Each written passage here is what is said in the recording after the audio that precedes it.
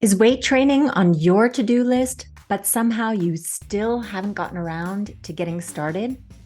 I get it. It's intimidating. It's stepping out of your comfort zone. But wouldn't it be great to finally do it and start looking and feeling younger and stronger? I have the answer for you. My new Strong for Summer group coaching program.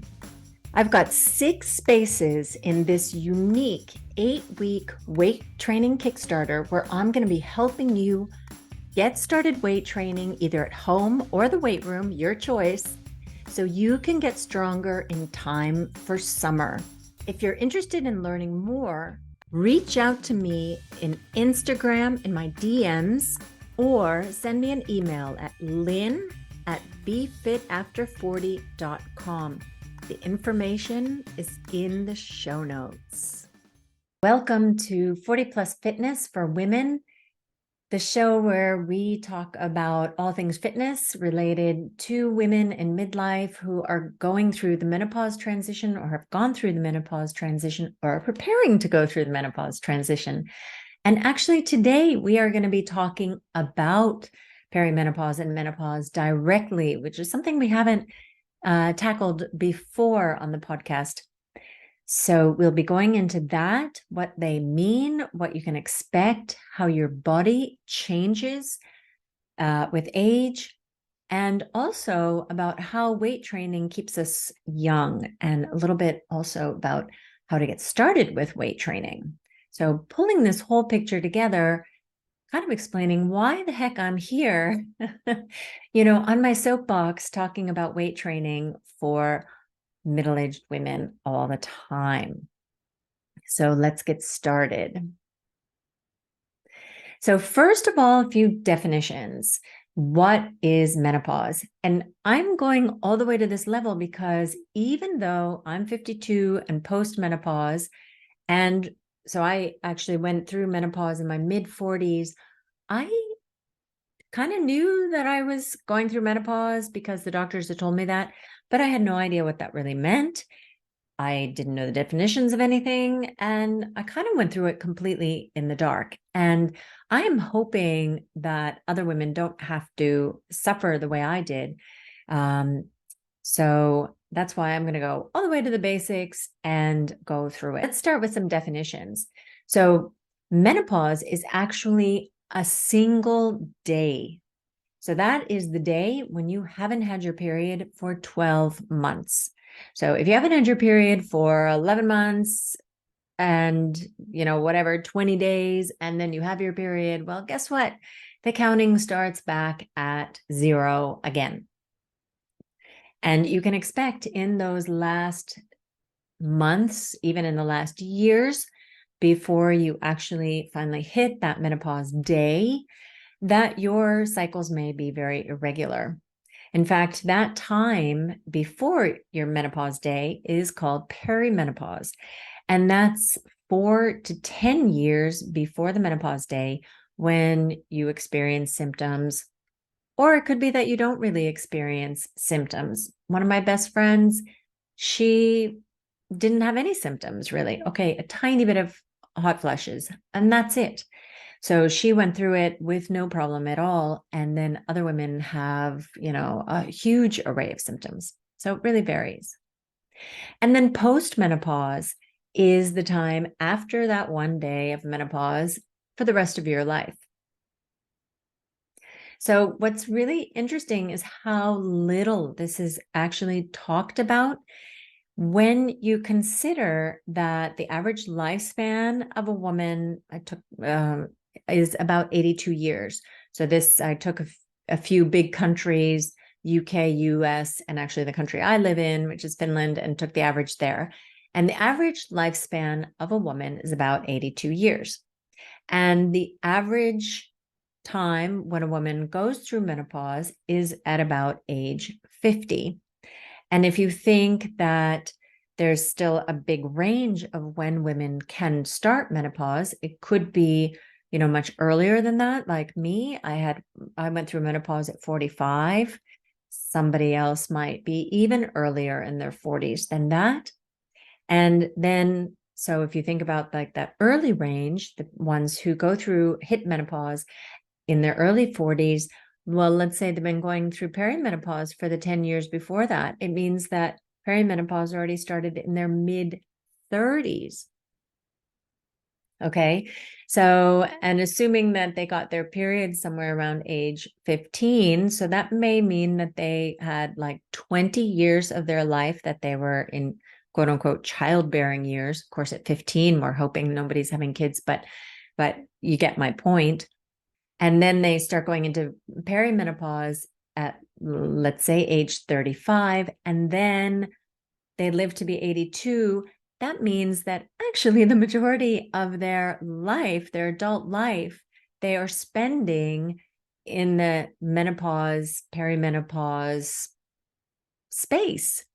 So, given that, it is pretty amazing how little information is shared, even among women, going through menopause. So, yeah, hopefully that will improve by the time our daughters are going through menopause. I certainly have started educating my 17-year-old already. She's like, thanks, mom. But yeah, because you can be kind of blindsided by the whole thing. But so if you think about like the average age to hit menopause is 50. Some people also hit it later. I have several of my friends who are already past 50 and are in perimenopause, but still getting their periods every now and again. So, but most of them are experiencing symptoms, actually, all of them. The one that I mentioned earlier, who hadn't had any symptoms except for a little bit of hot flashes, she's already in menopause. Anyway, so what are these symptoms I keep mentioning? So common symptoms vary really widely between women. And so I will just list off some of them. Some that are really well known are hot flashes or hot flushes, I guess, in the UK, and night sweats. Then you may get headaches. You may have urinary tract infections or bladder issues, irregular periods and heavy periods. I remember for me, I had, oh my God, such heavy periods towards the end that it was like I had to be using maximum protection of all sorts and to go change all those maximum protections, more frequently than every hour. No, like I could not go to an exercise class because I couldn't make it through the hour without having to go swap protection. It was really, it was weird. Anyway, also some women experience hair loss. This is something I definitely experienced. It was traumatic. I think that was the most traumatic. Well, okay, some of the other things are also traumatic, but the hair loss, because your hair is kind of like, yeah, at least for me, I've got long hair. Well, it's still thin. It's definitely like half the thickness that it was back before I went through the menopause transition. But at that point where I was experiencing the bad hair loss, it was like I was having balding patches. And I really had to pay attention, even if I pulled my hair in a ponytail, to make sure that all of the patches that were, very thin were covered. So I was doing like a little bit of a comb back, but women's version of that. It was awful. I actually did go see like a wig specialist. There are not very many here. But yeah, that was pretty bad. I actually had that treated with, I went to see a dermatologist who gave me a medicine that I took. And then at the same time, I started taking women's Rogaine. And yeah, so I actually had two things that I started doing at the same time, which in a scientific sense is not so ideal because my hair did start growing back. Could be that it was just a glitch during menopause. Could be that one of these two things actually helped, but of course, I don't know which. And yeah. So anyway, if you are experiencing that, then go see a specialist and see if you can get some help with that. So mood swings are really, really common, and having poor energy levels and even depression and anxiety. So I definitely had depression during this time. And I Well, chicken egg thing. I was going through, well, I had the depression and my relationship was not great. My marriage was not great. And I figured it probably had something to do with my marriage and tried to fix my marriage and, well, ended up getting divorced. So, yeah, I sometimes wonder whether the rate of divorce going up in middle age might have something to do with women also going through menopause, or it could just be that they married the wrong guys and it was time to call it quits. In my case, anyway, my ex and I are both 100% in agreement that we are better off apart. And yeah, but it was an interesting coincidence, maybe. Um, then brain fog is something. And what is brain fog? It's like you can't think straight. And that may also have something to do with the fact that a lot of people have sleep issues during perimenopause, menopause transition, even after menopause. And of course, if you have poor sleep, you're probably getting poor deep sleep. So your brain is going to be fuzzy otherwise. I remember I changed to a new job when I was in perimenopause, and it was a significant like jump up for me in responsibility. And I remember I had notebooks and I was writing absolutely everything down. I had this stack of like 12 notebooks, which was every single thing I was told, because my brain did not remember anything. It was very, very challenging to work with with that kind of brain. And some women notice facial hair appearing on their face, and even skin itchiness or a feeling of crawling skin, can feel a loss of motivation, even muscle pain. Some people have tingling and pins and needles in their hands and feet. And low libido is another one that is very common. I experienced that before as well. So if you are experiencing any of these, it really is a good idea to get help from a specialist. And unfortunately, not all gynecologists are very well educated in menopause issues. So if you don't get help from the first one, then I encourage you to keep looking for somebody who can help you. Um, Hormone replacement therapy helps a lot of people. And I'll say my personal experience with that was that, I finally got on it, like post-menopause, a few years after menopause, and after I'd already gotten divorced and all that, and started feeling better like pretty much right away. It really, really helped. But what was interesting was that the hormone that I was using, it actually became unavailable for almost a year. And so I had to try other hormone replacement therapy solutions. Like I'm using a patch, which is like a sticker that I put on my abdomen. But then I tried like some creams and another sticker patch thing. And they all have slightly different amounts of the estrogen and progesterone in them. And I noticed real big differences in like my mood, depending on which one I tried. So if the first one doesn't agree with you, maybe try a different one, was my takeaway from that. I mean, I had one that, for example, really increased my libido, and oh my God, it was fun between the sheets, but I was crying all the time, so it was like, oh, I don't think I can be doing that. So I had to switch that one away, unfortunately. Anyway, moving on. So what's happening, there is this storm of hormones going on in our body. Things are changing and our bodies are also aging. And one of the big things that, if you've been listening to me for any amount of time, I talk about that we are losing our muscles. We have a decline in muscle mass as we age. It's 3 to 8% per decade, and it speeds up around menopause. And it targets primarily the type 2 muscle fibers, and those are the ones that give us the nice muscle size, the strength, and the power. And if you want to learn more about muscle biology, then go to episode number 4. It's called Muscles in Midlife, a quick lesson in muscle biology. And there I go through this more.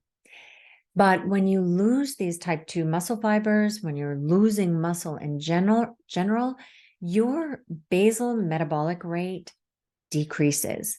So actually, our metabolism doesn't slow down as we age if we're able to keep our muscle mass the same. But since if you're not weight training, your muscle mass is declining, your basal metabolic rate will decrease as well. And if you want to learn more about that, listen to podcast number 7, where I go through total daily energy expenditure and all the aspects, including your basal metabolic rate. But so as we lose our muscles, not only does our metabolic rate decrease, but we're also slower and weaker. And this shows up in things like our grip strength. You may not care about like, oh, do I have biceps showing or, muscle definition or whatever, but you'll care about it when you can't open jars anymore, when you have trouble carrying a suitcase, when you have trouble getting up off the sofa, when you got to hoist yourself into a taller bus or whatever, and you realize that it's getting harder. So those are the things you're not able to do. And weight training is really the only solution for slowing down and even reversing this loss of muscle. And the other thing that's happening to our bodies as we age is our bone density starts to decrease at an even faster rate as we go through perimenopause and menopause. So it goes from a rate of about 0.4% per year to 4.4% per year. So that is a huge increase in how our bones are like getting weaker.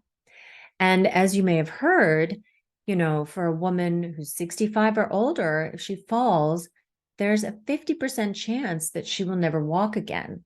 So there's an extreme risk of death or needing assisted living. And so you really, really need to be addressing skeletal muscle loss as we age.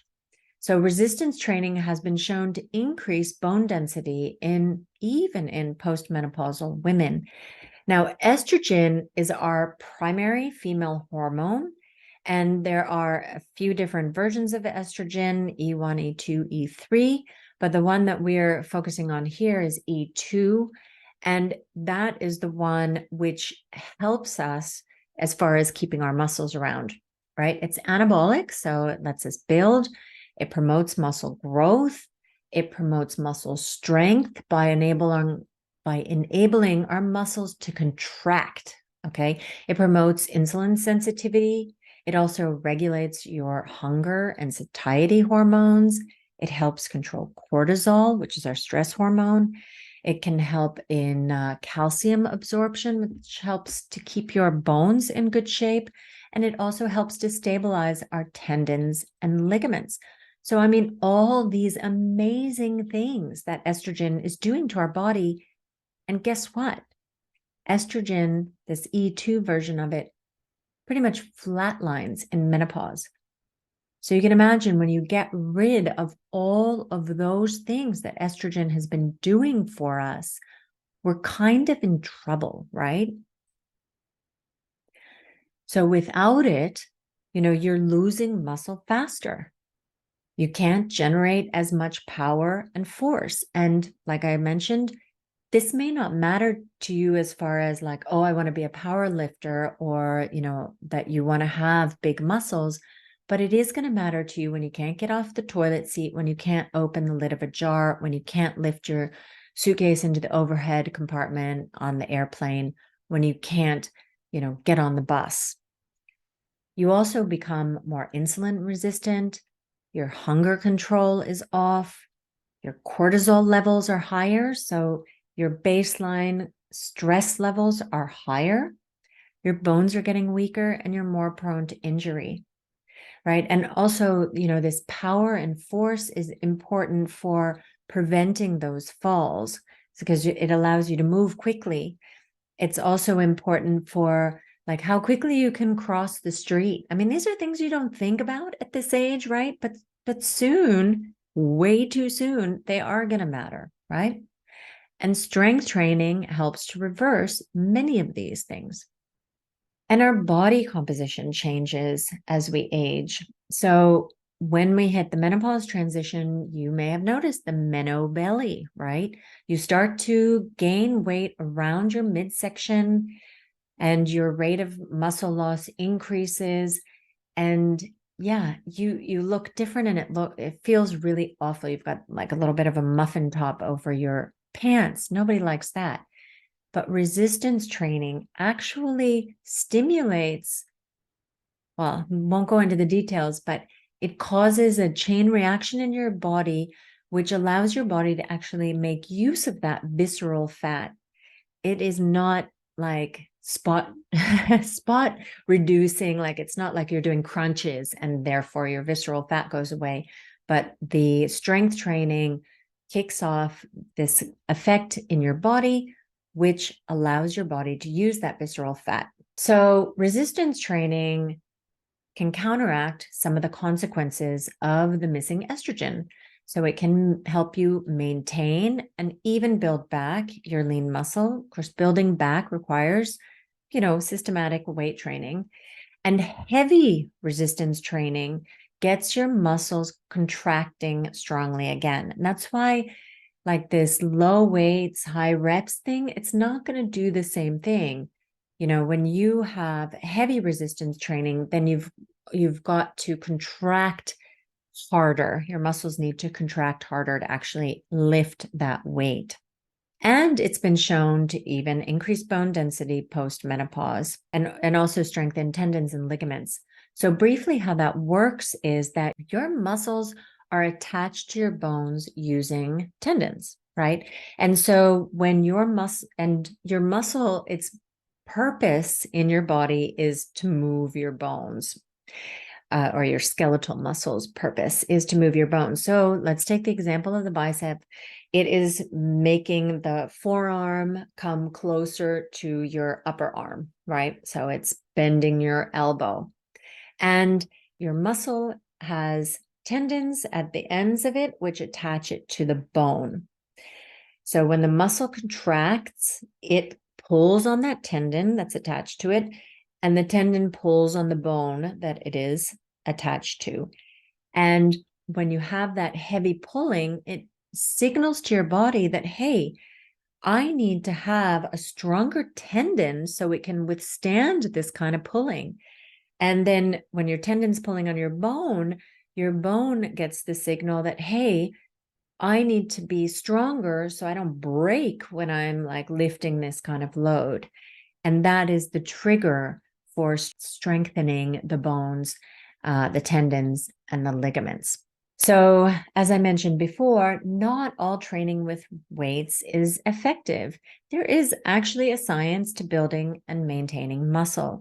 And while classes like yoga and spinning and Pilates and circuit training, you may be using some weights and they may feel hard, but they're really not the most effective, efficient way of working your muscles and signaling to your body that you need strength and power. So how do you actually get results? Like, what are the things that you need to do to signal to your body? And by the way, the further you get into this menopause transition, the more you'll have to do this in an optimized way to get results. When you're younger, in your 20s and 30s, you can do stuff and get results a lot more easily. I used to weight train when I was in college and after college, and I didn't train nearly as hard as I do now. And I was getting more results because I had estrogen helping me, and now I don't because I'm post-menopause. But I am getting results. It is completely possible. I am way stronger. I've noticed grip strength has increased noticeably. I can lift things and carry my car tires, all kinds of things. So it definitely is doable. How to actually get results is to follow a systematic weight training program at home or at the gym. You can train at home very effectively, but this kind of random haphazard stuff, it's fun, it's entertaining. It is not really worth your time unless you just enjoy it. Of course, if you enjoy it, you enjoy it. But if you want to get results and keep your muscles strong and build them, it's going to be much better to do the following things. One is to apply progressive overload.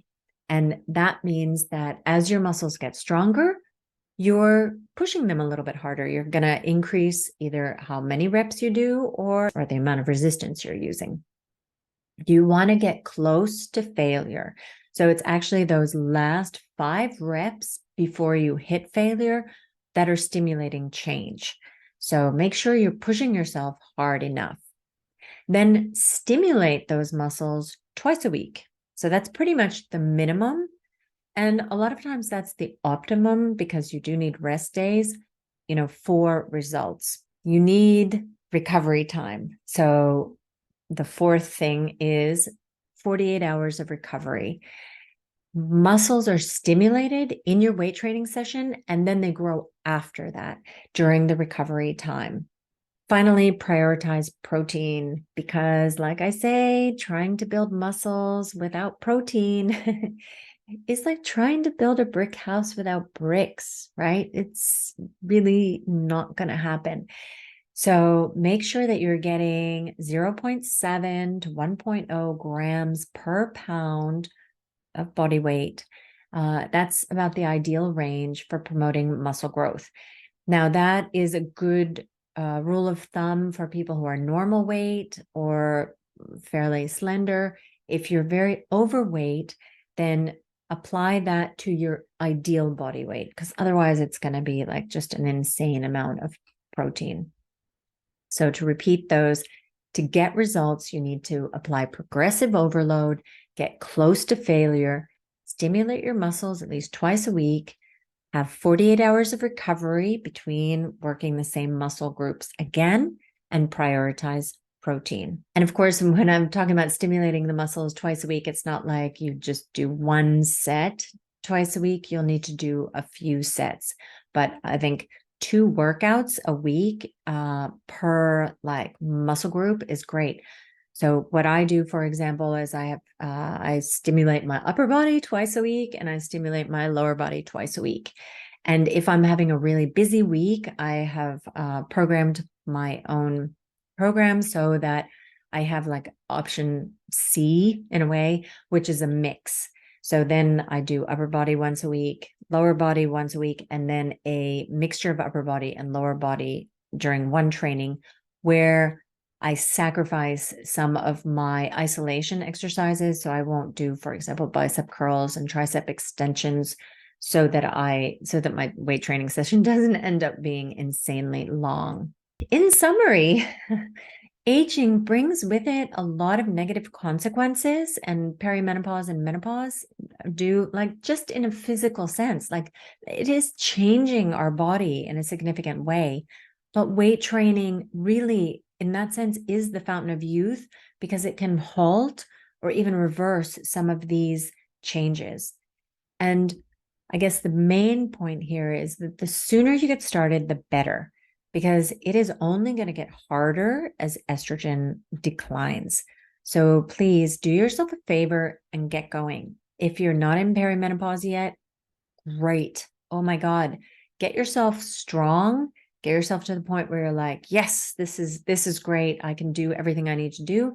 And then train maintenance. Of course, maybe the weight training bug bites you and then you just, get more and more ambitious, and that's great. But ideally, you would go into perimenopause at the height of your strength, right? And then just work hard to maintain it.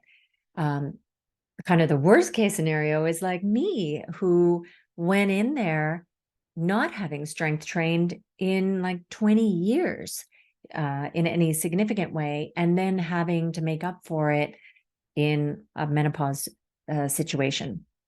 So I'm hoping that I can save you all from that. So obviously, I'm going to suggest that you get started as soon as possible and with a real program. So, skip the phase of going and doing free workouts on Instagram and trying to piece it all together yourself. Because as you can see, you don't have a million years to figure this out. And it is somewhat complicated. I mean, I've had to do a lot of studying, learning, testing, all those things to figure it out myself. Cut out all that learning phase and get to the working by getting your hands on a program. Get yourself a coach if you can afford it, and get in the weight room or start at home. Either one works. If you're interested in working with me, I have the Strong for Summer program. It's an 8-week program. So basically, we would meet at the beginning of the program. I get to know you, what your goals are, kind of what you've done in the past, whether you've done a little bit of strength training, what kind of equipment you have, how much time you have to devote to this in a week. And then I'll go away and create a program just for you and send that to you. And you'll start weight training either in the weight room at home. And then we'll meet up every 2 weeks to see how your progress is going. So the idea is to give you help to get started weight training. And in the meanwhile, if you have questions, I have a chat channel, so you can ask those questions. If you're interested in getting started with me, then definitely hit me up. But I really would recommend that you get a consistent program and then start doing it for many weeks on end or even months. Listen to podcast number 5, which talks more about the things you need to do to build muscle. And there's also number 3, which is tips on starting weight training in midlife. So yeah, lots of information here on the podcast to help get you started. And I really, really hope that this will inspire some people to get going, and also others that if you are feeling perimenopause symptoms or something you think might be perimenopause symptoms, that you'll go get help, because it can be pretty awful. I know from personal experience, and it can be a long time of pretty awful. So it would be great if you can get some help to get you through the transition with a little less suffering. So I hope you enjoyed this episode. If you are enjoying the podcast, please hit the subscribe button to make sure you don't miss any of the episodes. And if you know somebody who could benefit from the information that I shared today, please share the podcast with them. I really want to get this information out so that I can help as many women out there as possible. Until next time, happy training.